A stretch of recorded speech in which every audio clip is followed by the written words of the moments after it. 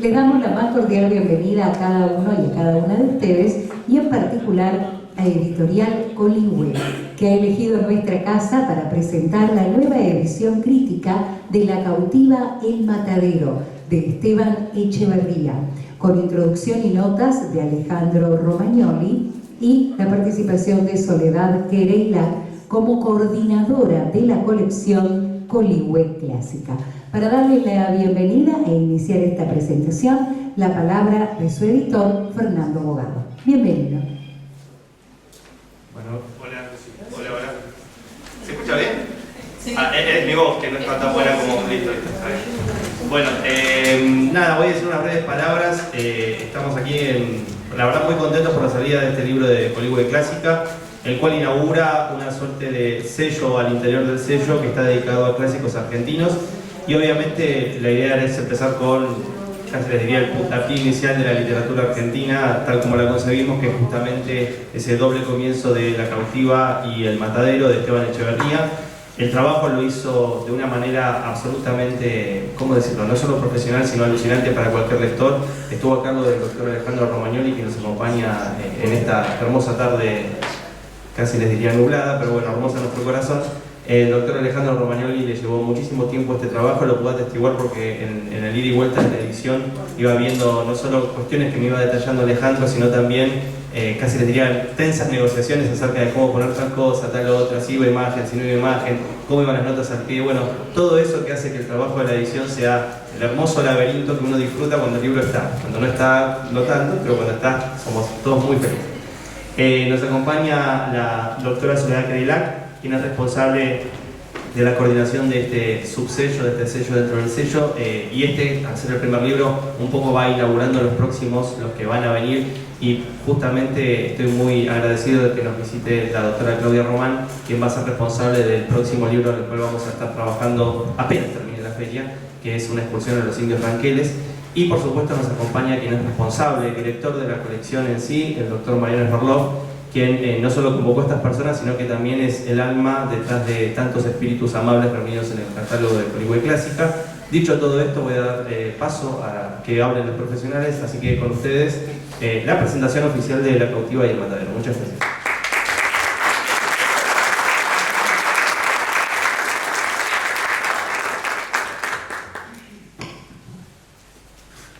Hola, bueno, primero lo que es saber hablar. Fernando siempre nos deja, sintetiza todo lo que hay que decir. Bueno, yo no voy a tomar mucho tiempo, simplemente contarles que no tengo idea exactamente el número, pero ya estamos cerca de los 100 títulos dentro de la colección Coligüe Clásica, lo cual es un montón.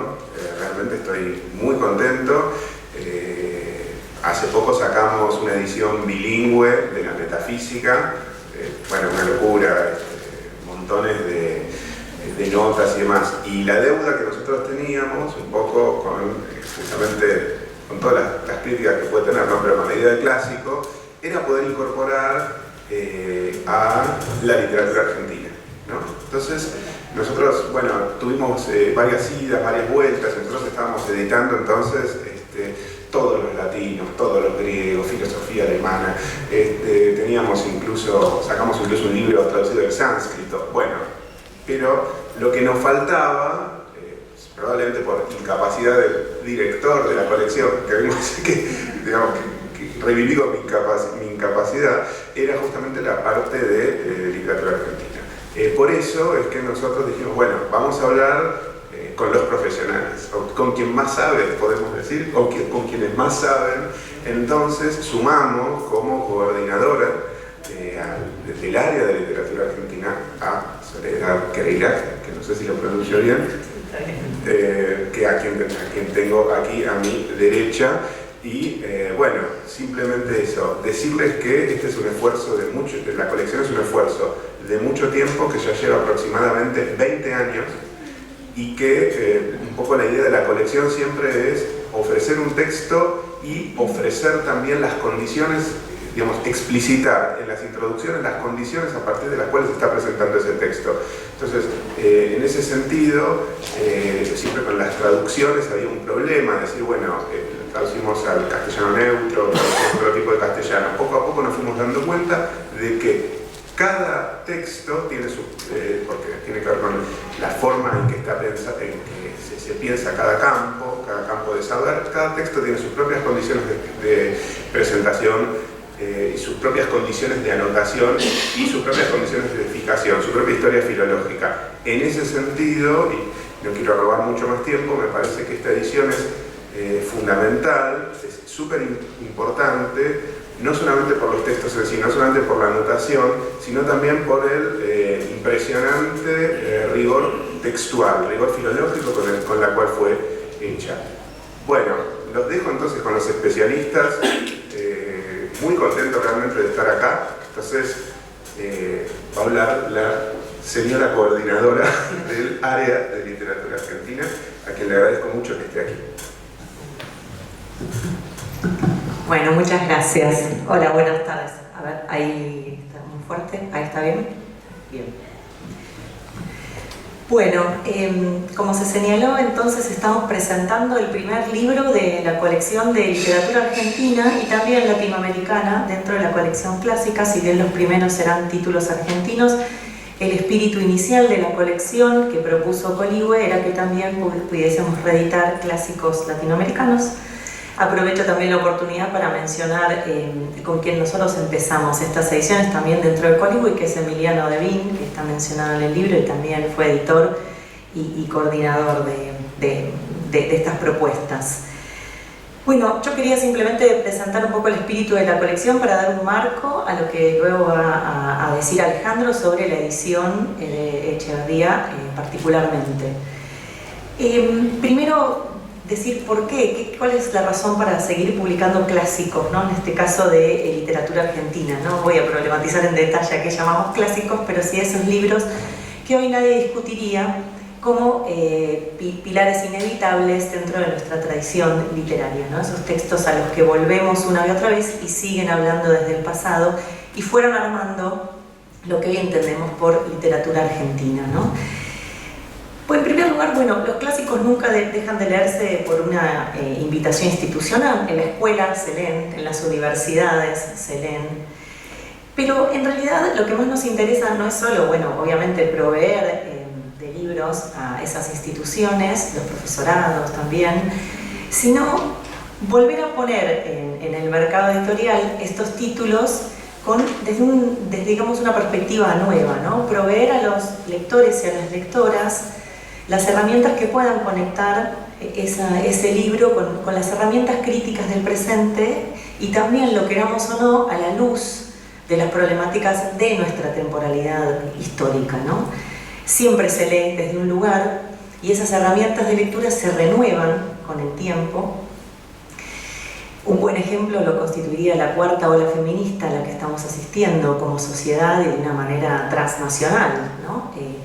La revisión que estamos haciendo a la luz del feminismo y a la luz de la defensa de la igualdad de géneros y de la diversidad de identidades hace que nos acerquemos a libros que quizás ya habíamos leído con perspectivas distintas, que les hagamos otras preguntas a esos textos y que encontremos una dimensión a la que no habíamos prestado atención, ¿no? Entonces, así como la cuarta ola feminista pone en absoluto manifiesto cómo se van renovando ciertas formas de interpretar nuestra realidad y nuestro pasado, también hay otras renovaciones, quizás menos masivas, que nos permitan revalorar estos libros y leerlos de otra manera. También volver a los clásicos implica volver a preguntarnos cómo se fue armando nuestra tradición literaria, que no es un proceso natural, son operaciones de lectura hechas en un momento determinado y por sujetos determinados, y poder revisar esas digamos, acciones consagratorias de los textos también desnaturaliza el por qué una obra es valiosa y por qué otras no lo son, y le puede dar una explicación histórica, un sentido histórico también. Bueno, ¿y cómo pensamos esta colección en particular? En primer lugar, la iniciativa era convocar siempre investigadores que éramos jóvenes, ya no, pero bueno, lleva mucho tiempo este proyecto, empezó allá lejos y hace tiempo, como dice Hudson.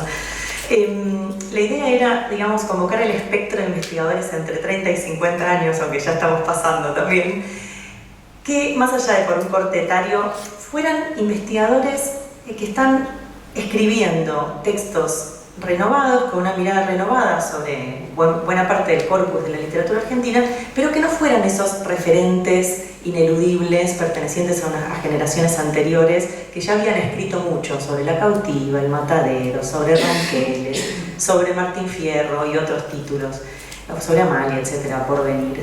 La idea era darle lugar a los investigadores jóvenes, la mayoría doctores o doctorandos, que se están especializando en ciertas áreas de la literatura argentina y que tienen mucho para decir en una colección de este tipo, ¿no? De hecho, Alejandro escribió una tesis doctoral espectacular vinculado a un tema del volumen que se edita hoy, que es un texto de Grusac crítico, que recupera un texto de Grusac sobre Echeverría, y gracias a su exhaustiva investigación logró exhumar todo un manuscrito que no había sido publicado, ¿no? Entonces también poder comunicar en una colección de literatura argentina los resultados de la investigación que en el CONICET o en las universidades vienen haciendo estos investigadores, a los que llamamos jóvenes porque la palabra joven se estira en el siglo XXI hasta edades insospechadas. Los investigadores también tenían que cumplir un requisito fundamental, que es poder escribir en un registro de amplio espectro de público, no caer en la jerga académica, hacer trabajos serios desde el contenido y la investigación, pero lograr una enunciación amable con el lector, que lo vaya guiando en las ideas que uno quiere construir, que no caiga en frases crípticas, que no disimule la falta de contenido en retóricas muy enredadas, que es un defecto de nuestra disciplina, los estudios literarios, que pudiera escribir textos destinados tanto al especialista como al estudiante, ¿no? Tanto al profesional como al lector que quiere acercarse a un clásico argentino desde el fundamento de todo acto de lectura, que es básicamente el placer, ¿no? Y el interés por sumergirse en ese libro particular. Entonces no son ediciones académicas, no es la típica edición de la universidad, no son ediciones académicas, pero son ediciones preparadas por académicos, por especialistas, que están pensando en un amplio espectro de público y que de alguna manera responden a una pregunta que está implícita en la colección, que es, muchas veces los lectores y las lectoras se acercan a La Cautiva, al Matadero o a Ranqueles con la pregunta, a ver este libro que yo nunca lo leí, ¿por qué era tan importante en la literatura argentina? ¿Por qué se enseña en la escuela? ¿Por qué este libro, ¿no?, ocupa un lugar importante en la tradición? La colección busca ofrecer respuestas actuales, pero de profunda revisión historiográfica, a esa pregunta, ¿no? ¿Por qué este libro llegó a ocupar el lugar que ocupa en la tradición nacional? No sé si querés. Sí. Bien.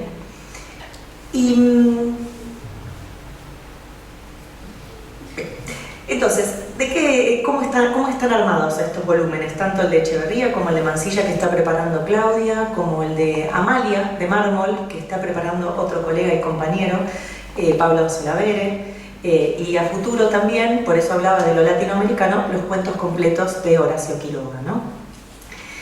A mi cargo, el día que logre terminarlo, pero bueno. ¿De qué está compuesto entonces? ¿De qué partes están compuestos los volúmenes de esta colección? En primer lugar, no es una parte sino una prerrogativa, nos proponemos ofrecer ediciones que fijen conscientemente el texto central, ¿no? No es, porque hay muchas ediciones de La Cautiva, el extenso poema de Echeverría, y del Matadero, ¿no?, el relato o cuaderno de costumbres inaugural de nuestra literatura. Ahora bien, todas esas ediciones que están circulando, ¿qué edición toman? La que escribió Echeverría, la que rescató Juan María Gutiérrez, la que se fueron publicando posteriormente. Es decir, cuando las obras literarias son de dominio público, es decir, ya no pagan derechos, ¿no?, son patrimonio de la humanidad, esa frase tan filantrópica pero que es muy linda, hay que ser el triple de cuidadosos, pues ya no está el autor ni los herederos ahí para decir, toma, este es el manuscrito original, ¿no? Hay que hacer una reconstrucción, una retrospectiva, fijar un texto y tomar decisiones en torno a la ortografía, porque digamos en el siglo XIX no se escribía igual, y un montón de decisiones que están explicitadas en el volumen, ¿no? Entonces cuando leamos La Cautiva del Matadero en esta edición de Coligüe, sabemos que hay un investigador de atrás que se tomó el trabajo de decir, vamos a publicar esta, ¿no? Ahí en la mesa van a ver una edición de Art, ¿no? Los 7 locos y los lanzallamas. Art también es un autor cuyos derechos ya están liberados a partir del 2020, ¿no? No sé si lo verán porque se murió. 22. En el 22, no, murió en el 42. Bueno, igual previamente a que no estuvieran liberados hay un montón de ediciones y es una de las obras de la literatura argentina más descuidadas que existen. Hay versiones disímiles de Los 7 locos, del Juguete rabioso, que algunos tienen una frase, otras no la tienen, ¿no? Dice, pero ¿quién se puso a cortar acá? Bueno, ese trabajo, por ejemplo, todavía está por hacerse, pero acá Coligüe sacó una edición donde se fijó el texto, un texto determinado, que es la primera edición, y por lo menos ahí sabemos qué Art estamos leyendo, ¿no es cierto? Y eso no solo interesa a los especialistas, interesa a los lectores y a las lectoras en general, porque queremos leer lo que el autor escribió, no lo que después fueron cortando sucesivos editores o desprolijos OCRs, ¿no? Bien, la edición también trae un estudio preliminar, que es el gran fuerte de la edición, es un extenso estudio preliminar en donde nosotros buscamos que haya una presentación del autor o la autora, es decir, si alguien no conoce mucho sobre el autor, que por lo menos pueda enterarse quién fue, pero no tanto en un sentido biográfico tradicional de con quién se casó, cuántos hijos tuvo, si bien son datos que historiográficamente pueden ser relevantes, nos interesa más bien reconstruir una historia intelectual, una trayectoria literaria, ¿no? No es lo mismo señalar que, no sé, Mansilla fue un general, bueno, fue militar, perdón, no me acuerdo el rango, fue un militar que no lo fuera, no estaba escribiendo su texto detrás del escritorio, es decir, son datos que hacen a la producción del texto, ¿no? También construimos una historia de las lecturas de ese texto, ¿no? Que creo que también es el gran aporte de esta colección. ¿Cómo fue leído en su contemporaneidad? ¿Cómo fue leído en décadas posteriores? Alejandro dedica muchas páginas a esa reconstrucción y es muy interesante ver cómo se lo lee durante el siglo XIX, cómo se lo lee en las décadas posteriores, durante el peronismo, en la década de los 70, y esas lecturas realmente van fijando nuevos sentidos. Además, cuando uno reconstruye la historia de las lecturas de un texto, puede entender que ese texto no siempre fue el mismo a lo largo de la historia literaria. El ejemplo canónico es Fierro, ¿no? Martín Fierro, hoy es el gran texto nacional. No siempre lo fue. Digamos, fue un gran bestseller popular, pero no había sido consagrado por las élites. Y eso llevó su tiempo, llevó casi 3 décadas para que ingresara al estatus parecido al que conocemos hoy de Fierro, ¿no? Lo mismo Roberto Arlt, que durante varios años no fue leído, luego fue reivindicado en sucesivas oleadas críticas. Me parece que reconstruir la historia de las lecturas también nos ayuda a pensar que los textos no se escriben solos ni se posicionan en la historia como la germinación del poroto, ¿no? En el frasquito de mermelada. No es algo que se genera desligado de cualquier intervención concreta de los actores del campo literario, ¿no? La literatura es un hecho social y por tanto está atravesado por problemáticas sociales, políticas y culturales del momento, y la tradición no se arma sola, sino que la arman los sujetos. La edición también incluye notas al cuerpo del texto que son muy orientativas, porque no son esa clase de notas que interpretan el texto, ¿no? Como si el lector no pudiera leer por sí mismo, sino que aportan datos históricos de contexto, aclaran el uso de ciertas palabras en la época, reconstruyen referencias topográficas, culturales en general. Son una apoyatura para la lectura y para sacarle más el jugo al texto, digamos, pero no son interpretativas necesariamente. Y finalmente viene el cuerpo de anexos, que es también un gran aporte de esta colección y que buscamos que rearme los diálogos posibles del texto principal, en este caso La cautiva y El matadero, con otra serie de textos que circularon en la época, ya sea del propio Echeverría como textos críticos. Los anexos muchas veces presentan manuscritos que el investigador o la investigadora encuentra en el archivo. A veces incluimos textos inéditos, a veces textos que han dejado de circular o que todavía están en las revistas de la época, ¿no? Alejandro hizo un trabajo muy bueno en el Archivo General de la Nación, donde encontró también una serie de materiales epistolares que son reveladores, y Claudia también hizo un trabajo muy exhaustivo en el periódico, recuperando incluso los textos que no entraron a la edición del libro de Ranqueles, e incluso las respuestas que recibía Mansilla de otros actores de la época. Entonces los anexos lo que hacen es insertar el texto en su época y reconstruir un poco el contexto a través de los diálogos que nos permiten evaluar qué tipo de intervención implicó este texto en su época, si estaba polemizando con alguien, si se constituía como una respuesta a un cierto estado de cosas. Bueno, y finalmente incluimos los paratextos clásicos, la cronología de autor, algunos fragmentos críticos, etc. Bueno, para concluir, así no lo robo más tiempo de la mesa, que quería señalar algunas virtudes de la edición de Alejandro y ahora le cedo la palabra al curador de esta edición. Tanto este texto de Echeverría como el que está preparando Claudia están destinados a ser, sin dudas, libros de referencia en la materia, justamente por todo este cuerpo de paratextos que rodea al texto y por la curaduría de la obra principal. Como les decía, Alejandro reconstruye una historia de las lecturas muy exhaustiva, el tono de su escritura es muy amable, la introducción es muy informativa y le sirve tanto al que se inicia en la lectura de Echeverría como a los investigadores y colegas que seguramente descubrirán muchas cosas que no saben. Y yo destaco una virtud entre tantas, que es al ponerse a investigar en archivos y en manuscritos. Muchas veces Alejandro logra lo que implica un resultado muy valioso del trabajo en archivos, que es rebatir los sentidos cristalizados sobre las obras, ¿no? Y eso es lo que podríamos decir de la historia argentina en general. Hay sentidos que se cristalizan, se naturalizan de alguna manera, ¿no? Se da por sentado que tal texto es antirrosista o que fue publicado para combatir la imagen de Rosas, y esa interpretación se arrastra y se arrastra y se arrastra y ya no se la cuestiona. Muchas veces cuando uno vuelve a las fuentes, cuando se pone a leer cartas, cuando lee algunos textos críticos, se da cuenta que puede relativizar ciertas observaciones que dio por ciertas, ¿no?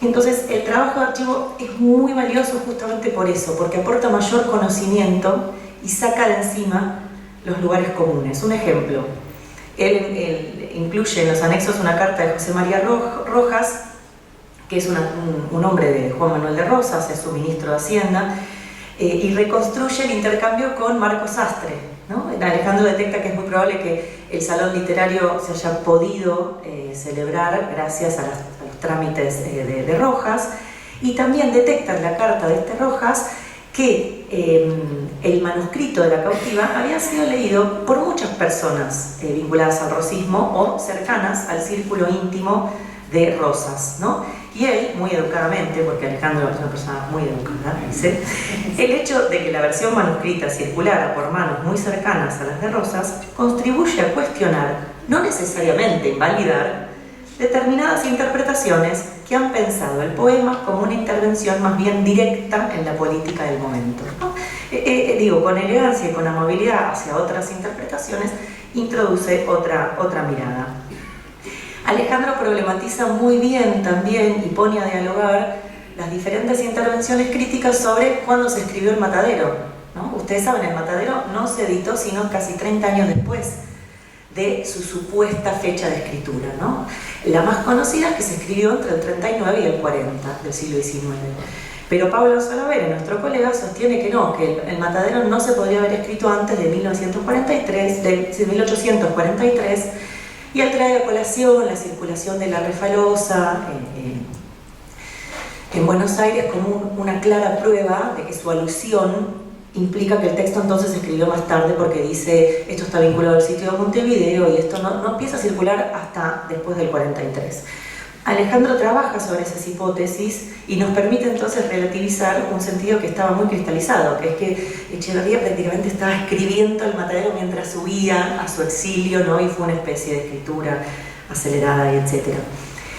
Otro lugar común que también combate es la idea de que durante el peronismo, en 1950, sabemos, se declara el año de San Martín por los 100 años de su muerte, y en el 51, cuando se cumplen los 100 años de la muerte de Echeverría, un grupo de intelectuales liberales antiperonistas homenajean a Echeverría, no sé, como la contraoperación sanmartiniana. Pero Alejandro encuentra que hay intelectuales ligados al peronismo que también rinden tributos a Echeverría, escriben sobre su obra desde una perspectiva diferenciada del uso político que hacen otros intelectuales, de modo que ahí también desarma un lugar común de blancos y negros, ¿no?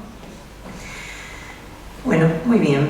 Creo que ahí voy a ir cerrando, así no consumo todo el tiempo. Y me parece que para cerrar, les decía que esta obra va a ser de referencia Y también como ejemplo, ¿no? Para poder entender los procesos que llevan a una obra literaria a ocupar un determinado lugar. Yo pensaba en otros ejemplos. Aurora Venturini en el presente es muy leída, pero es una autora que escribió durante décadas y no la detectó nadie, que se pagaba sus propias ediciones, que era muy conocida como poeta, y que finalmente la obtención de un premio literario y ciertas operaciones en el mercado editorial la pusieron ahora en la superficie de la literatura argentina. Y sin embargo, ella no ocupó ese lugar en vida, ¿no?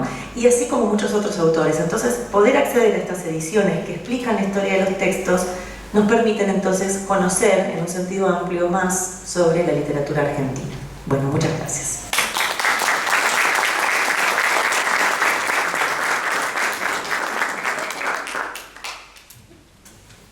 Hola, ahí se escucha, ¿no? Bueno, muchas gracias en primer lugar a todos los que se acercaron a acompañar este momento. Gracias a todos los que están acá en el panel, a Claudia, a Mariano, a Soledad. Soledad, además, por convocarme a participar, ¿no?, en la colección allá por 2017, porque es un trabajo que viene ya hace muchos años. Si bien el grueso de la investigación tuvo lugar en el primer año, ¿no?, 2017, 2018, pero bueno, a lo largo de estos años también se fue variando algunas formulaciones, algunas hipótesis con nuevo material de archivo, o con algunas cosas que uno advertía que antes no había podido advertir. Sí, está difícil. ¿De ella te captan la voz? Se capta. ¿Me bien? Más adelante ustedes, ¿sí? Sí, acá no se percibe. Bueno, y voy a comentar un poco cómo está estructurado, cómo está armado el libro a partir de las pautas que propone la colección. El libro, digamos, uno lo puede dividir en tres partes: la introducción, la parte central, que es el texto de La cautiva y del matadero, y el apéndice, ¿no? Y voy a empezar a decir algunas cosas sobre la parte central, digamos, que es lo más importante, al fin y al cabo, que es el texto de La cautiva y el matadero. Y acá, bueno, retomo lo que dijo recién Soledad, ¿no?, la importancia de ediciones como esta, pero no porque la haya hecho pero yo, sino ediciones como las de la colección Coligüe Clásica, de la cual acá muchos somos lectores, ¿no?, que fijen un texto determinado a partir de criterios claros y explícitos. También para el caso de la literatura argentina, ¿no? Muchas veces ese requisito se lo toma como ineludible para otras literaturas, pero no pareciera para la propia. Y en el caso de La cautiva y el matadero, esto era una necesidad mucho más acuciante, porque esto de que los derechos de autor estén, por supuesto, libres, hace que circulen ediciones muy variadas, muy desprolijas, muy descuidadas. Por supuesto que también hay buenas ediciones, pero hay muchas que no cuidan el texto, incluso ediciones que tienen buenos prólogos y buenas introducciones, por ejemplo.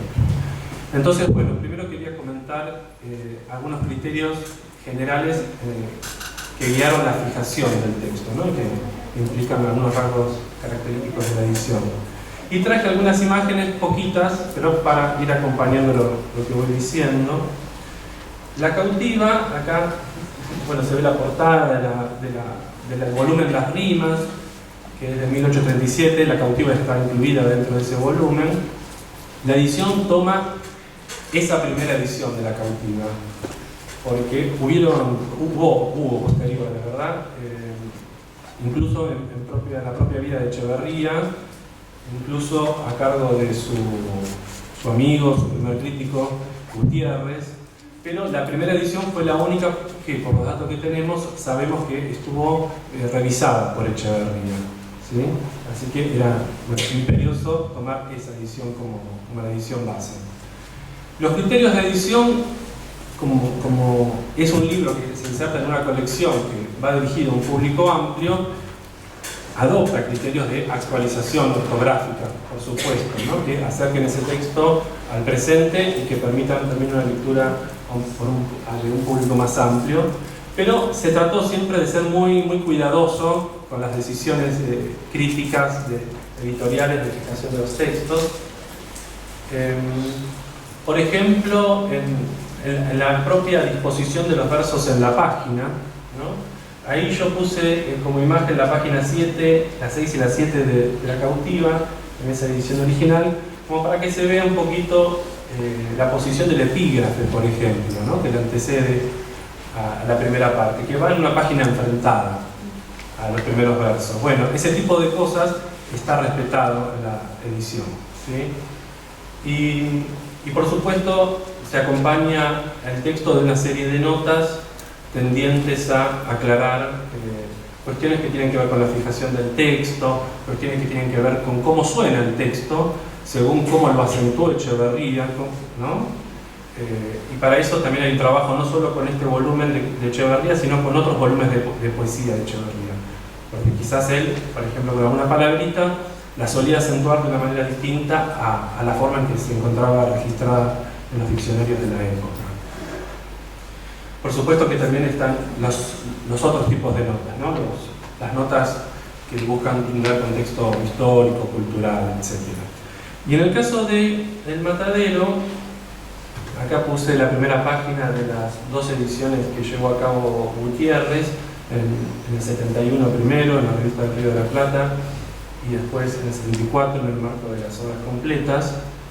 El Matadero se publica, sabemos, póstumamente en el 71, es decir, 20 años después de que Echeverría muere, y no se conserva el manuscrito, también sabemos. Y la decisión de edición pasó por tomar la primera edición del Matadero, la que apareció en 1871, ¿no? Y esto, bueno, es una decisión particular porque por lo general en las ediciones del Matadero no pasa por ser esta una decisión consciente. Tomo la del 71 o tomo la del 74, porque no hay grandes diferencias, uno podría pensar de antemano.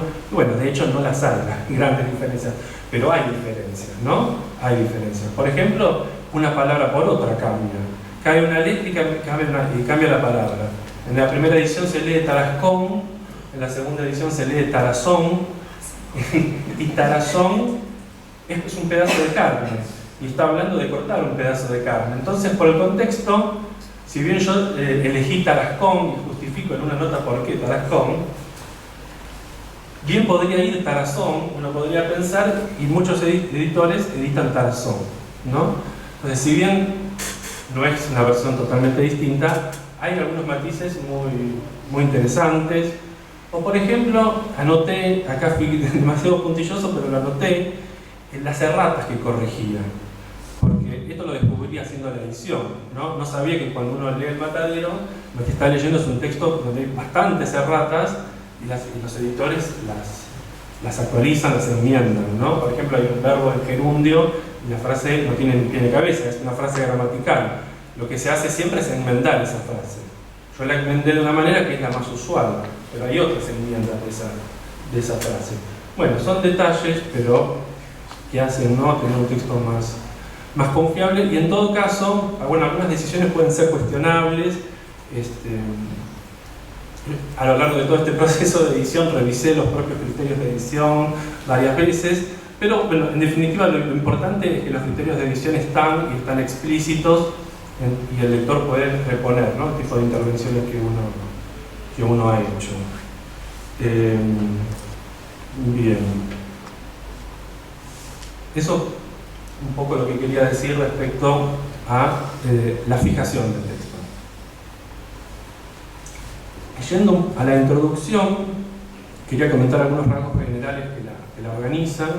Como es una edición que nunca abandona, ¿no?, la colección nunca abandona el objetivo de apuntar a un público amplio, hay información de distinta clase, hay por supuesto una cronología biográfica, hay una síntesis de Echeverría como escritor, de Echeverría como doctrinario, como publicista, pero el foco, diríamos, está en lo que el título de la introducción anuncia, que es la construcción de una dupla fundacional, ¿no? Porque, claro, en rigor lo que estamos editando no son solo dos textos clásicos de la literatura argentina, sino una dupla clásica, ¿no? Una especie de clásico doble. Yo venía pensando eso cuando armaba el libro, bueno, me fui dando cuenta al armar el libro. Entonces, bueno, una de las preguntas que recorre la introducción es cómo es que se fueron conformando como un clásico doble, una dupla crítica y una dupla editorial, ¿no? Una dupla en términos críticos y en términos editoriales.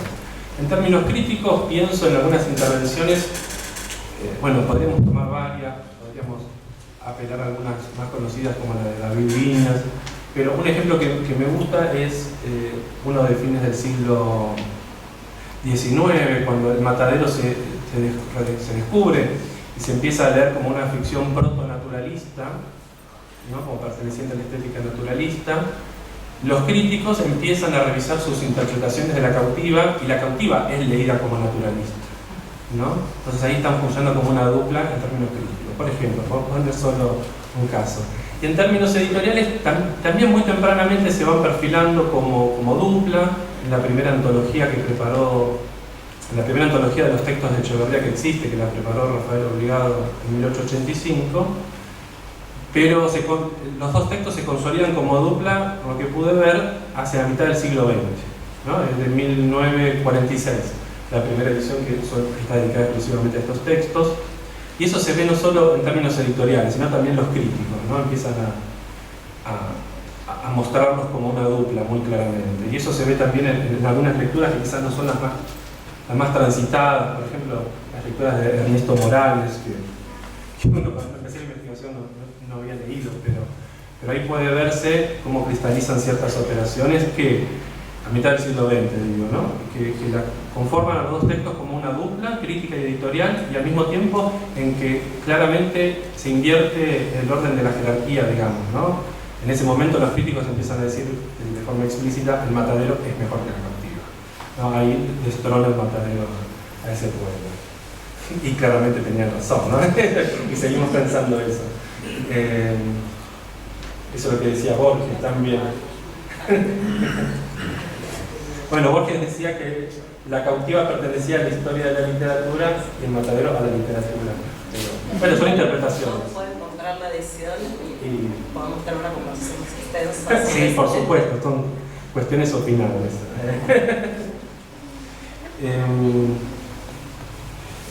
Bien. Entonces, bueno, ese fue uno de los ejes, y eso también, pensarlo así, a la edición, como la edición de una dupla clásica, se entroncó, se vinculó con uno de los lineamientos de la colección, que es hacer una historia de las lecturas de los textos publicados. Así que bueno, efectivamente hay muchas páginas para pensar cómo fue leído Echeverría a lo largo del siglo XIX, cómo fue leído a lo largo de todo el siglo XX y en lo que va del XXI, ¿no? Pasando por autores canónicos y insoslayables, que los que nos dedicamos a esto sabemos de memoria qué dijo Gittrick, qué dijo Viñas, qué dijo Sarlo, qué dijo Piglia sobre estos textos, pero también recuperando otras intervenciones que, a la luz de ese diálogo de lectura, empiezan a resultar sugerentes, ¿no? Como textos críticos de Arturo Jiménez Pastor, de Álvaro Yunque, de Ernesto Morales, de Ángel Batisteza, que preparó una muy buena edición en mitad del siglo XX también. Bien, y en la introducción hay otras cosas más, pero las voy a ir diciendo en todo caso indirectamente ahora que paso a hablar del apéndice, ¿sí? Mientras tanto, las dejé porque son imágenes que están en el libro, ahí estuvo lo que habíamos negociado también en la publicación, si iban o no iban las imágenes. Yo decidí incluirlas estas, si bien el fuerte de la introducción tiene que ver con las historias de la lectura de estos textos, se volvía ineludible por el comentario de esas mismas lecturas referirse a las historias de las representaciones de los escenarios, ¿no?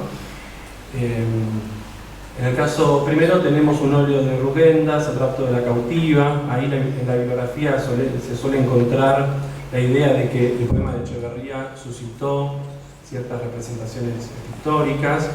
Y en el caso del matadero, en la bibliografía, por el contrario, se suele encontrar la idea de que Echeverría habría podido tener en cuenta algunas representaciones históricas, ¿no? Ahí tenemos una muy icónica, que es una litografía de Pellegrini. Acá hay otra imagen, también que se incluye en el libro, es un detalle de un plano topográfico tomado o levantado hacia 1850. Con un circulito ahí marqué dónde está el matadero ubicado, el Parque España sería. Yo dudé de incluir la imagen, en primer lugar la quise incluir porque me pareció muy linda. Después dudé, digo, pero no estaré favoreciendo con esto una lectura demasiado documental del texto, ¿no? Que esa fue una de las primeras interpretaciones, o la primera que tuvo el texto del matadero como un documento. Pero bueno, en la introducción creo que queda suficientemente claro que la forma actual de pensarlo tiene que ver con enfatizar la dimensión ficcional del texto, ¿no? La línea en que lo pensó Gittrick, que lo pensó Piglia, por supuesto, y en que lo sigue pensando Cristina Iglesias. Y por lo tanto dejé la imagen que me parece atractiva y uno puede entretenerse, por ejemplo, encontrando allí la calle Sola, la calle llamada Sola, por la que se escapa el toro del matadero. ¿Sí? La calle Sola por allá abajo. Sí, para la izquierda, ¿no? Aquí.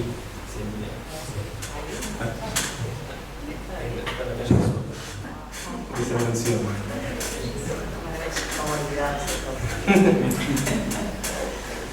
Bueno, dejo esta imagen ahí porque si no ya pasamos a lo otro, el apéndice. El apéndice, esto ya entramos en la parte final de lo que pienso decir, es un apéndice extenso, bien extenso, tiene tantas páginas como la propia La cautiva y el matadero. Yo ahí tenía miedo de que lo observaran y esto me dijeron, no, es un apéndice excesivo, pero por suerte eso no pasó y quedó, funcionó. Está dividido en 3 partes el apéndice. La primera parte son otros textos de Echeverría y manuscritos de Echeverría, otros textos no tomados como un criterio arbitrario, por supuesto, sino son textos que están en diálogo con La cautiva y el matadero, ¿no? En toda esa tradición de lectura que se reconstruye en la introducción, estos textos están en diálogo con La cautiva y el matadero. En el caso de los textos que están en diálogo con La cautiva, se recoge fragmentos de un texto en prosa de Echeverría, Cartas a un amigo, donde aparece una historia similar a la de La cautiva, y un fragmento de un poema que se conserva que se llama Los cautivos. Y para el caso del matadero se incluye Apología del matambre de forma completa, cuadro de costumbre que de entrada estuvo vinculado con el matadero, y fragmentos de un poema extenso de Echeverría que se llama Avellaneda. En todos estos casos también la edición trató de ser cuidadosa, ¿no? De los criterios filológicos, por decirlo así, estuvieron presentes también en el armado del apéndice. Avellaneda se edita según la primera edición de 1850. Hay un trabajo interesante, me gustó cómo quedó, en el caso de, o por lo menos no lo encontré hecho en otro lugar, respecto a Apología del matambre. Es un texto que varió mucho, descubrí eso. Se publica en el 36 en una revista llamada El Recopilador. Después Gutiérrez la publica en el 71 en la revista de Río de la Plata, después en las obras completas. Y va cambiando mucho el texto, no solo una palabra por otra, sino frases enteras que caen, notas al pie que caen. Eso está ahí registrado. También estuve buscando mucho, buceando en la propia biblioteca de Gutiérrez, ¿no? En los manuscritos que se conservaron de Gutiérrez, los archivos de los libros de Gutiérrez que se conservan en el Congreso de la Nación, y se conserva el recopilador, el tomo de esta revista del 36 con esta Apología del matambre, así que aproveché para anotar los comentarios en lápiz que estaban en esa edición ahí.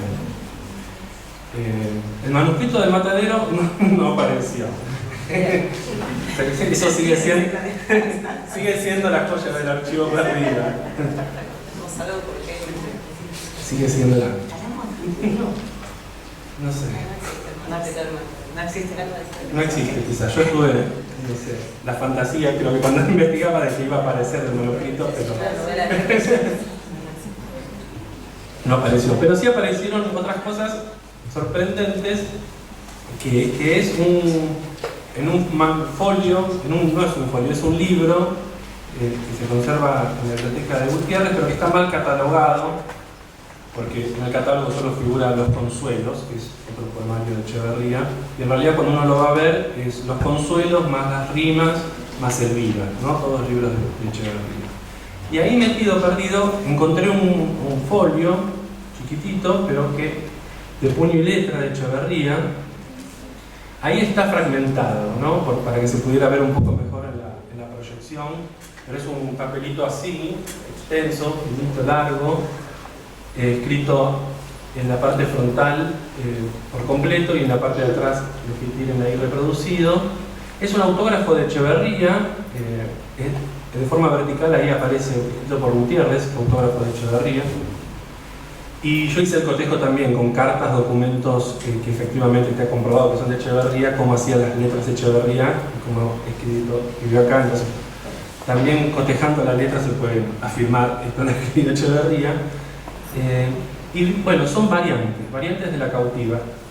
Entiendo que es una novedad porque no encontré esto referido por ningún investigador previamente. Como ven, ahí están los versos separados por las distintas partes. Esto pertenece a la primera parte, a la segunda, a la tercera, pero no hay mayores indicaciones. En algunos casos se dice que fueron suprimidos, en otros casos que no. Eso llama la atención porque uno podría pensar que los que no fueron suprimidos parecerían servir de verdaderas variantes, ¿no?, de los versos publicados. Y los versos que están en este manuscrito, en relación con los versos que están publicados, establecen distintos tipos de relaciones. Algunas casi de reemplazo automático, con relación muy unívoca, otros casos de reformulación de un pasaje entero, etcétera, etcétera. Todas esas relaciones aparecen en la introducción presentadas y analizadas, ¿no?, según lo pude analizar yo. Pero en el anexo también aparece editado de esta forma, ¿no?, en dos columnas. En la columna de la izquierda, los versos del manuscrito, y en la columna de la derecha, los versos que fueron publicados con correlaciones que yo establecí, ¿sí? Y aclarando en el caso qué tipo de relaciones estaría estableciendo unos versos y otros. Bien, y me queda decir 2 o 3 palabritas de los 2 últimos apartados del apéndice.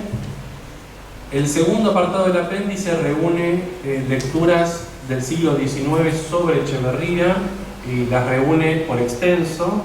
Ahí aparecen las lecturas fundamentales de Gutiérrez, que fue este amigo de Echeverría, su primer crítico, digamos, su albacea posteriormente.